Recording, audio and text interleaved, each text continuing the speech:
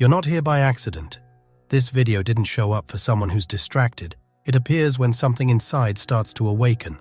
Thoth, the scribe of the gods, doesn't hand out secrets to just anyone. He only reveals himself at the exact moment the soul is ready. And if this message found you now, it's because it's time for you to remember who you really are. For millennia, this knowledge was sealed in symbols, hidden in rituals, and forgotten by entire civilizations. But now, it's accessible again, and you're about to find out why. Some will ignore it, others will feel the call, but only those who are ready will be able to manifest it all. Magic is not a trick, but the art of mastering invisible causes so that the invisible becomes inevitable.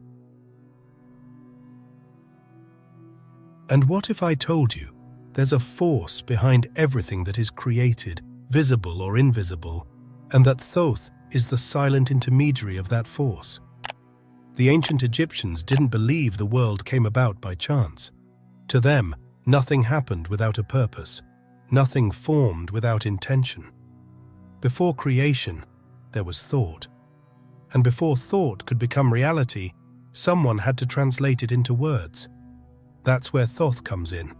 He wasn't just a scribe jotting down the whims of the gods. He was the very embodiment of sacred language, the bridge between idea and existence. On the Shabaka stone, one of the oldest records of Egyptian theology, there's an amazing detail. While Atum's heart generated the desire for creation, it was the tongue, symbolized by Thoth, that gave shape to that desire. The heart thinks, the tongue manifests, and Thoth is both. He represents the missing link between the invisible and the visible, between what isn't yet and what begins to be. And here's something interesting. When the Egyptians spoke of creation, they didn't talk about magic. They talked about rhythm, about order, about balance.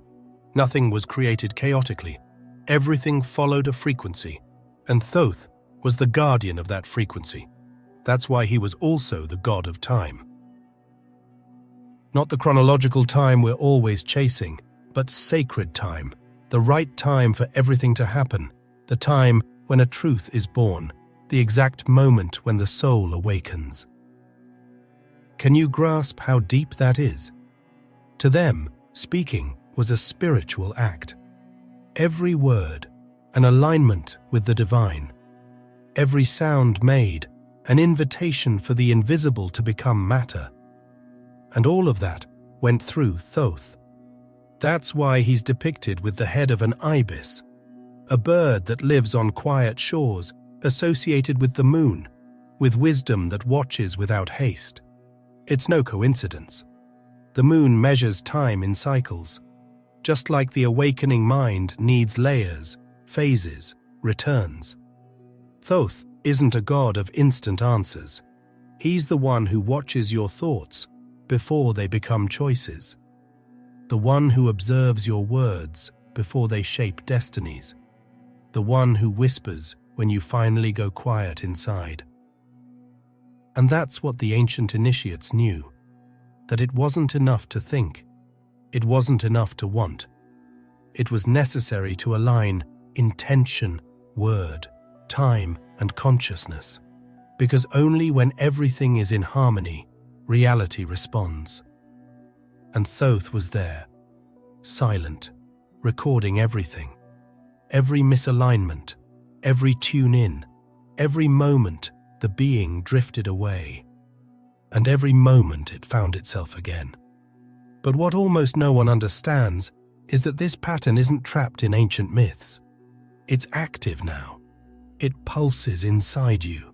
The same structure the Egyptians saw in the cosmos also exists in your mind, in your speech, in your vibration. And now, maybe for the first time, you're beginning to notice that. Creation was never something distant. It's always been something intimate. But if Thoth was the one who manifested God's thought, how can this sacred architecture be accessed by an ordinary human? How can that same structure of manifestation be activated within you here now? The word that creates. The verb is a conscious force. And this is where things start to get even deeper. Because when we talk about Thoth being the bridge between thought and reality, we're not talking about some poetic metaphor. We're talking about a real, spiritual, vibrational mechanism. You know that phrase from the Gospel of John? In the beginning was the Word? Yeah, that didn't originate in Christianity. It's an echo, a distant reverberation of something the Egyptians already knew thousands of years earlier. For them, the Word wasn't just any word. It was an active principle, a living force, something that doesn't just describe, but creates. And this is the part almost everyone overlooks. A word isn't just a sound. It's not just what comes out of your mouth. The word is vibration. The word is a subtle form of living geometry. It carries rhythm, intention, frequency, meaning, and above all, consequence. In ancient Egypt, everything was measured in terms of cosmic harmony. Thoth's role was to record the movements of universal order, what they called Mut, and make sure nothing fell out of that flow. But that order wasn't imposed from the outside. It was born from the alignment between intention and expression. In other words, it wasn't enough to want something. It wasn't enough to feel something. It had to be aligned with the vibration of the word. Thoth didn't just write stories. He encoded what was behind them. He saw the invisible that gave rise to the visible. He noted the spiritual weight of every choice, every spoken sound, every thought turned into language. Because he knew all creation begins with the word, but not just any word, the living word, the one that carries within it a conscious intention. That's why, in ancient initiations, before a disciple could learn magic, they had to learn silence. Because the power of the word is no joke. When it's used unconsciously, it destroys. When used with awareness, it manifests. And now, stop and think for a second. How many words do you throw out each day without realizing it? How many times do you say things like, "My life is hard. Nothing ever works out for me. I'm unlucky"? How many times do you repeat phrases that seem harmless, but are actually programming your vibrational field like a reversed spell? Do you see it? You're not just talking, you're creating. With every sentence you plant something, and the universe, which is responsive by nature, doesn't respond to what you want. It responds to what you vibrate. Thoth understood this perfectly. He didn't judge desires. He simply recorded vibrations. Because the universe doesn't operate on worthiness, it operates on coherence. What you say with truth, with presence, with inner alignment, finds an echo. What you say out of habit, without soul, without attention, becomes noise. And noise, within a living system, becomes imbalance. That's why so many people live in conflict with their own reality. They say things that vibrate differently from what they feel. They desire the opposite of what they believe. They manifest what they fear the most, and then think the world is against them. But it's not the world. It's the word. It's the frequency that's coming out from within them. And that frequency is shaping everything. Now just imagine, what if you started to observe every word as a creative act? What if you treated your speech as a ritual? What if you realized that the way you talk about your life is exactly the way it's going to unfold? Would you still say what you say? Would you still use words carelessly, like an outlet, like an unconscious rant? Thoth never needed to shout. He only said what was necessary. And because of that, everything he said became real. Abracadabra, the echo of a lost code. And maybe you think you've heard all this before. Maybe you think you already know this story. But the truth is that one of the most powerful words ever created was turned into a joke. Distorted, emptied, thrown into the realm of children's magic and superficial entertainment.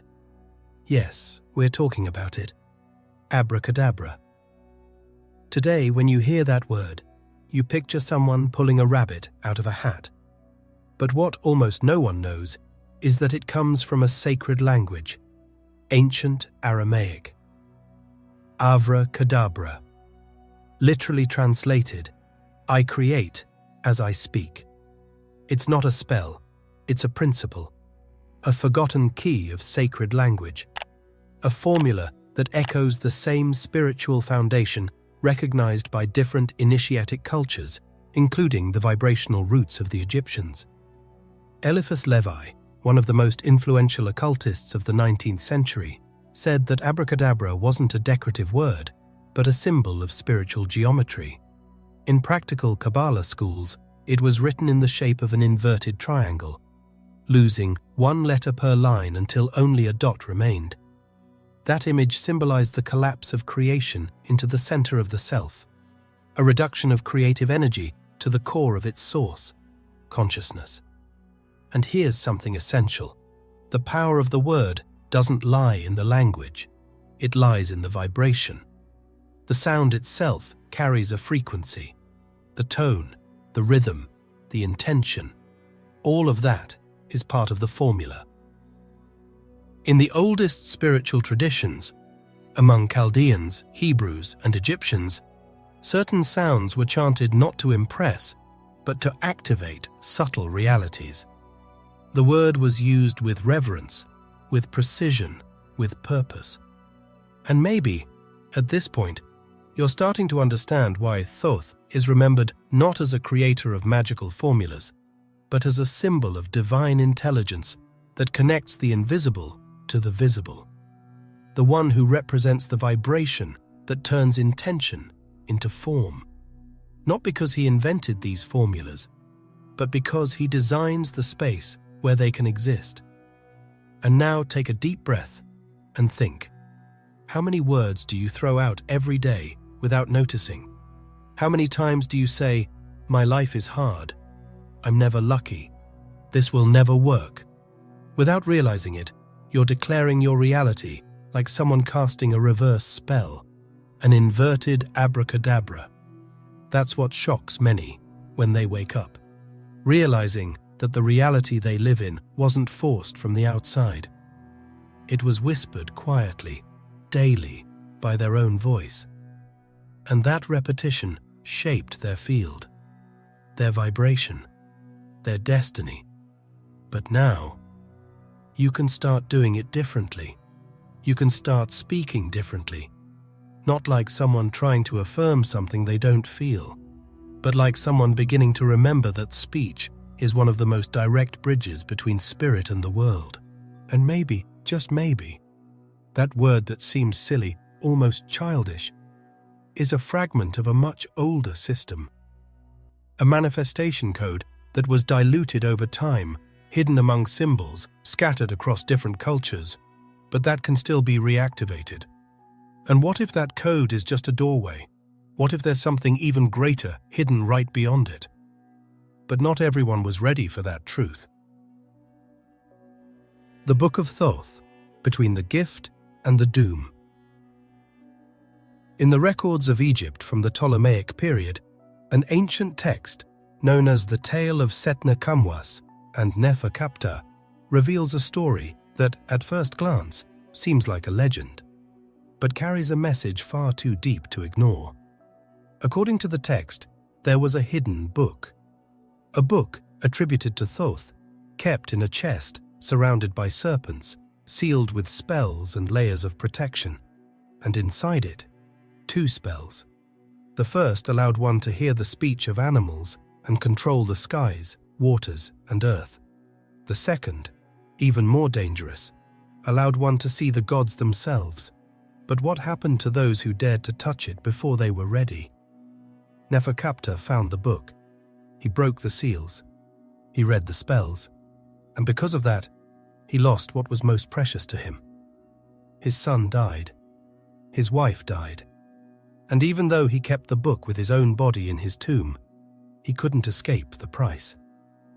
Years later, Setna, drawn by the promise of power, sought the same book. And again, the consequence was immediate. His mind was overtaken by illusions, his family put at risk, and his soul nearly dragged into ruin. Do you see how serious this is? It wasn't just about a magical object.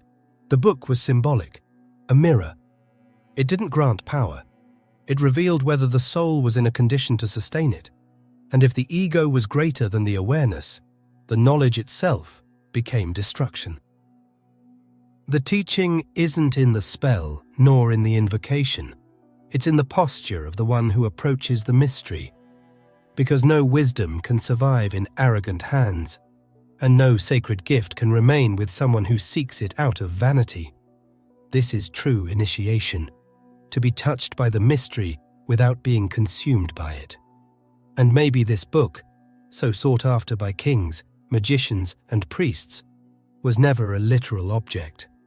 Maybe it represents a state of access, a level of inner vibration where certain truths finally reveal themselves. But for that to happen, something must break. Not outside of you, inside. And that's where we begin to understand Thoth's role as the one who observes, records, and balances. Not as someone who judges, but as someone who shows the exact reflection of what each soul is vibrating. In the Book of the Dead, Thoth appears in one of the most iconic scenes in Egyptian tradition. The newly departed soul is brought to the Hall of Judgment. At the center of the scene, a scale. On one side, the feather of Mut, the symbol of cosmic truth.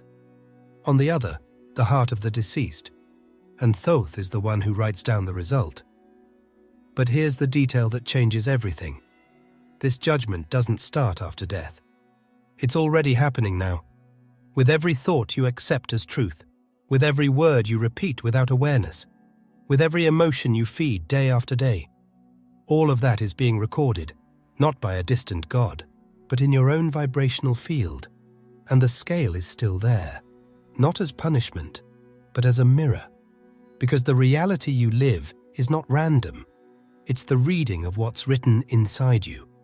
Life doesn't respond to what you wish for. It responds to what you are. And the cruelest, or most liberating part of that truth is that most people try to change the outside world without ever asking what's being broadcast from within. You can repeat positive affirmations all day long, but if your vibration is rooted in fear, anger, scarcity, the scale doesn't lie. The judgment isn't out there. It's right here, in the way you live, in the way you think, in the way you react to the world. And it's not Thoth who punishes you. It's the very frequency you hold that decides what stays or what collapses. Manifestation is not a wish. It's a tuning. And this is the point where most people get stuck. Because your whole life, you were taught to want. To want a car, a job, love, healing, a way out. But almost no one taught you how to tune in. In the tradition of Kabbalah, one of the oldest and deepest schools of wisdom in the world, the concept of manifestation is completely different from the logic of modern desire. There, the verb to manifest doesn't mean forcing reality to obey. It means aligning it with what's already true inside you. The word Kabbalah comes from the Hebrew Kabbalah, which means to receive. And here's the secret. You only receive what you're in tune with. Not what you beg for, not what you visualize for 5 minutes and forget right after, but what pulses inside you in a coherent and consistent way. According to the Tree of Life, the spiritual map of Kabbalah, the reality we live in is called Malkuth, the kingdom. It's the densest plane, what we can touch, matter. But nothing reaches Malkuth out of nowhere. Before something becomes real, it has to go through a vibrational chain. It starts all the way up in Keter, the crown, the point of origin, passes through Bina, the structure of intention, goes down through Tiferet, the heart center, where emotional truth lives, arrives in Yesod, the foundation, the word as a channeling form, and only then manifests here, in Malkuth. That's the path of creation. And it's no coincidence that this path resonates with what the Egyptian schools taught in the initiatic rituals connected to Thoth. Nothing is created directly in matter. Everything is a sequence, a journey, a process. And if somewhere along that chain you break the coherence, if the intention isn't aligned with the emotion, if the emotion doesn't vibrate with the word, what reaches reality is a distortion. That's why so many people wish and don't manifest, because what you want is clashing with what you vibrate. What you think is at war with what you feel. And in that inner conflict, your vibrational field becomes unstable. Manifestation gets stuck. You don't create what you want, you create what you're ready to sustain. Reality is just the reflection of the inner structure you feed every day. So now here's the question. Are you trying to manifest from the anxiety of wanting something, or from the coherence between mind, emotion, intention, and presence? Because if everything's out of alignment, it doesn't matter how much you ask. What comes will always be fragmented. And at this point, we step into another ancient symbol that holds more wisdom than it seems. 5 syllables. Abracadabra. 5 points. The pentagram. 5 elements: earth, water, air, fire, and ether. For centuries, the pentagram was used as a symbol of protection, of harmony, of integration of the elements within the self. Pythagoras used it as sacred geometry, and medieval alchemists adopted it as a spiritual formula. But almost no one understands what it really means. It's not just a star, it's a reminder that the spirit must be at the center, and that the elements must spin in balance around it. Each point represents a force: earth, your body, your structure, your grounding; water, your emotions, your memory, your sensitivity; air, your thoughts, your ideas, your mind; fire, your action, your passion, your life force; and at the top, ether, consciousness, the invisible that gives life to everything. The pentagram is you at the center of the universe, you as a microcosm of the all, you as a walking temple. But it's not enough to just know that. You have to activate it. And the activation doesn't happen through technique. It happens through presence. When you honor each element within yourself.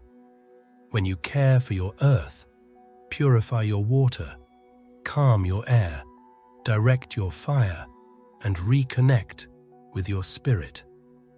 In that moment, the star is no longer outside. It pulses within you, and the word you speak, even silently, becomes creative. But every structure needs a base, and even the pentagram needs to be supported by something, because if there's no root, any symbol becomes just decoration, and any knowledge turns into just another pretty theory. So now tell me, what holds all these elements together inside you? You are the last tablet, the message that Thoth writes now. And that's where a lot of people get lost. Because after discovering the power of the word, the temptation is to use it without measure, to say everything, reveal everything, repeat, teach, affirm. But the ancients knew that not every truth is ready to be spoken, and the more sacred something is, the more silence it requires around it.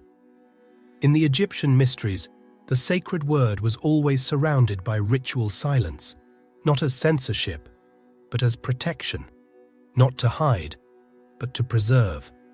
Thoth, as a symbol of the intelligence that manifests the invisible, also represents the intelligence that knows when to be silent. Because before the creative word comes the fertile silence. Before sound comes the space where the sound will vibrate. And that space needs to be clean. That's why initiates took a vow of silence. It wasn't a vow of fear. It was a vow of alignment. They knew that speech born from an impatient ego, a restless mind, or a wounded heart creates nothing.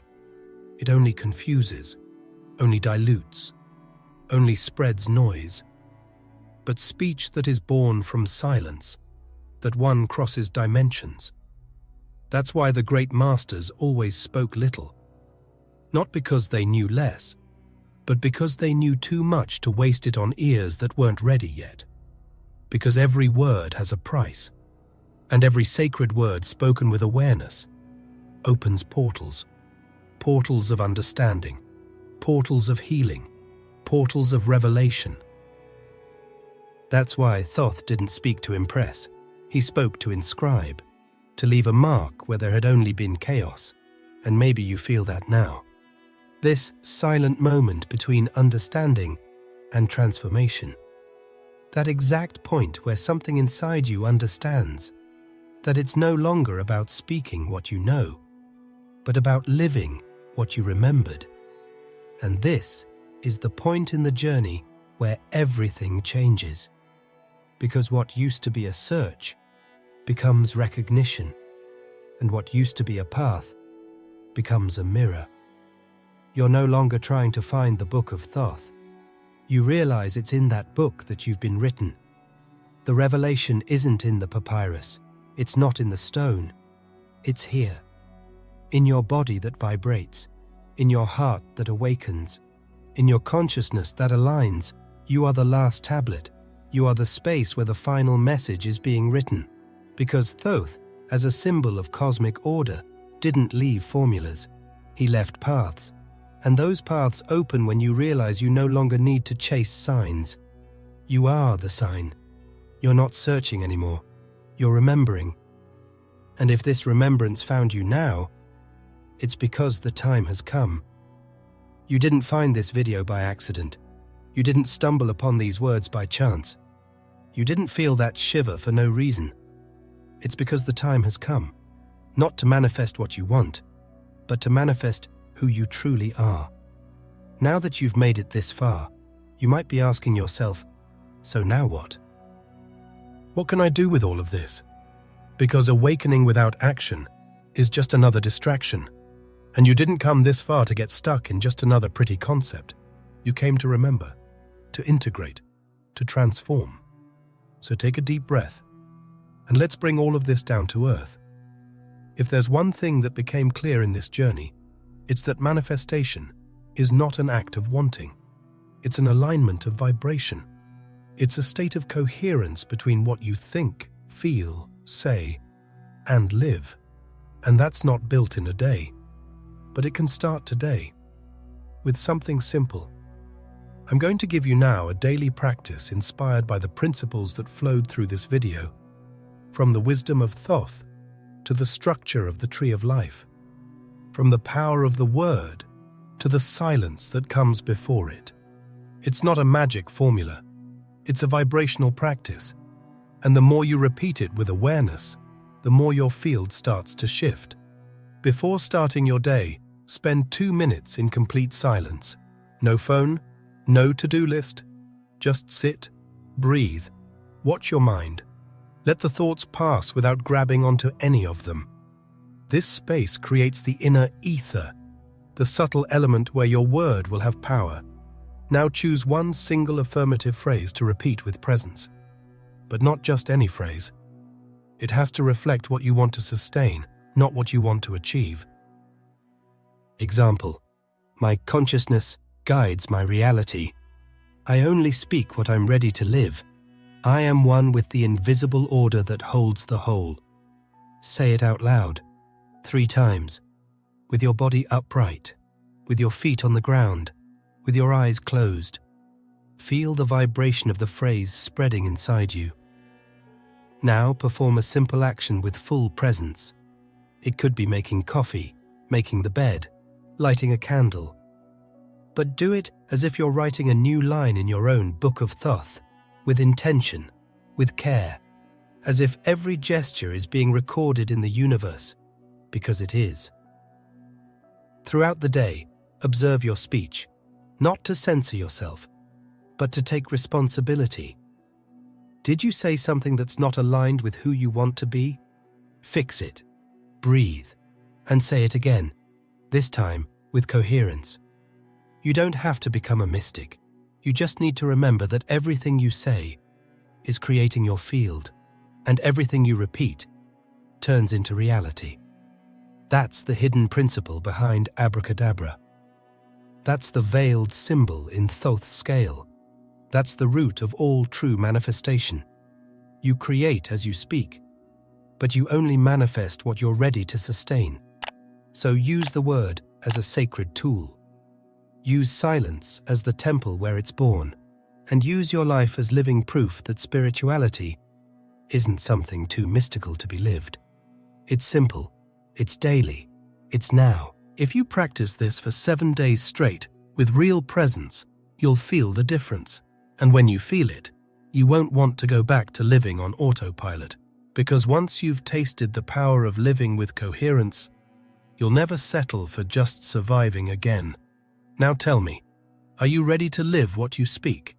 And before you go, if this message spoke to your soul, and if you want to help this channel grow and allow more people to be touched by content like this, there's a direct way to support. The contribution link is in the first pinned comment. Your help allows this message to reach even further. The truth is spreading, and you're part of it. See you in the next video.